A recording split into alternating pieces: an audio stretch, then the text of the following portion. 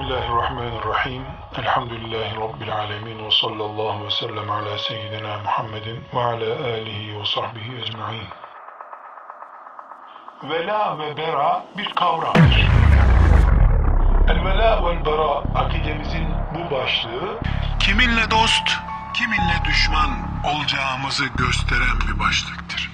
Allah'a iman edenlerle Allah'a iman etmeyenlere karşı tavrımızın adıdır. Tavrımızın adıdır. Vela ve bera başlığı bu Cumhuriyet döneminde yazılan akide kitaplarına maalesef girememiştir.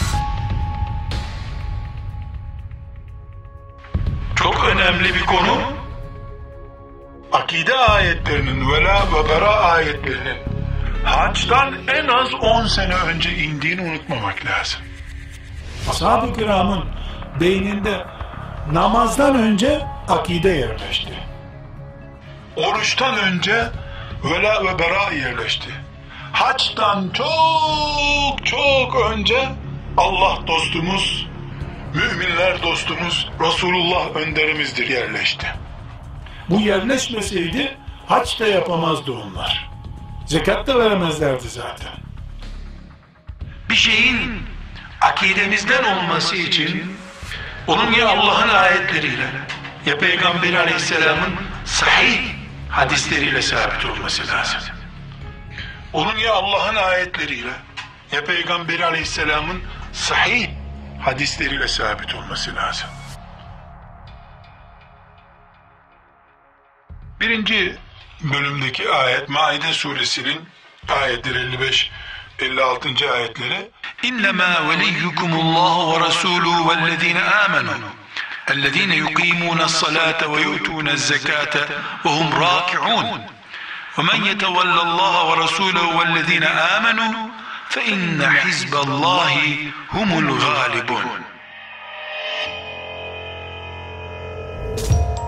İnnemâ ancak veliyyukum sizin dostunuz. El-veli dost demek. Sizin dostunuz ancak Allahu ve Rasuluhu vellezine amenu. Sizin dostunuz ancak, yani başkası değil, Allah'tır. Resulüdür, iman edenlerdir. Ama bu iman edenlere de enteresan bir özellikler getirmiş Allah. İman edenler, ya Allah'a iman edenler. Nüfus kağıtlarını topla, dostlar listesi gelmiyor ortaya. اَلَّذ۪ينَ يُقِيمُونَ الصَّلَاةَ Namazı ikame edenler, kılanlar değil. Namazın hakkını verenler ve يُؤْتُونَ الزَّكَاةَ ve zekat verenler ve hum râki'ûn ve rükû eder durumda olanlar. اَلَّذ۪ينَ يُقِيمُونَ الصَّلَاةَ zaten namaz kılanlar demişti. Rükû namazın bir parçası. Bir namaz var, bir de beli Allah'ın önünde bükülmüş pozisyon olmak var. Mümin bir insan olarak, mümin bir toplum olarak kim bizim dostumuz? Ancak Allah, Resulü ve namazı ikame eden, zekat veren, rükû pozisyonunda olan müminler. Rükû pozisyonunda olmak, Allah'a karşı dik kafalı olmamak demektir. Rükû pozisyonu, müminin imanının şuurunda bir hayat yaşadığını gösteren pozisyondur. وَمَنْ يَتَوَلَّ اللّٰهَ وَرَسُولَهُ وَالَّذ۪ينَ آمَنُوا Kim Allah'ı dost edinirse, Resulullah'ı dost edinirse, iman edenleri dost edinirse فَاِنَّ حِزْبَ اللّٰهِ humul galibun. Allah'ın hizbinden olanlar kazanacaklardır.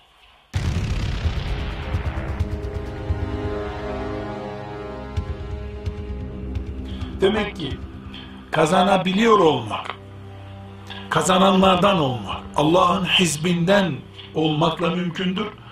Allah'ın hizbinden olabilmek için de şu 3 başlık dışında dostun olmayacak. Allah, Resulullah, namaz, zekat ve rükû kalitesindeki müminler. Nüfus kağıdı müminleri de bu kalitenin dışında kalıyor böylece. Nüfus kağıdı mümini kim ediyoruz biz? Dedesinden mümin olduğunu duymuş, Kadir gecesi de simit yiyor, iyi cennete girmek için. Köyünden hacca gidenlere de hayırlı olsuna gidiyor. Mümin oğlu mümin. Nüfus kağıdı mümini kim ediyoruz biz? Dedesinden mümin olduğunu duymuş, Kadir gecesi de simit yiyor, iyi cennete girmek için. Köyünden hacca gidenlere de hayırlı olsuna gidiyor. Mümin oğlu mümin. Bu da mümin. Kimseye kafir deme hakkımız yok. Ama Allah اَلَّذ۪ينَ يُقِيمُونَ الصَّلَاةَ وَيُؤْتُونَ الزَّكَاةَ وَهُمْ رَاكِعُونَ. Boynu bükük olacak Allah'a karşı. Bükük beli olacak. Her şeyde Allah ne dediyse haktır, doğrudur diyen kalitede olacak diyor. Böylece vela ve bera akidemizin nereden kaynaklandığına dair 2 ayeti Maide suresinden örnek almış olduk.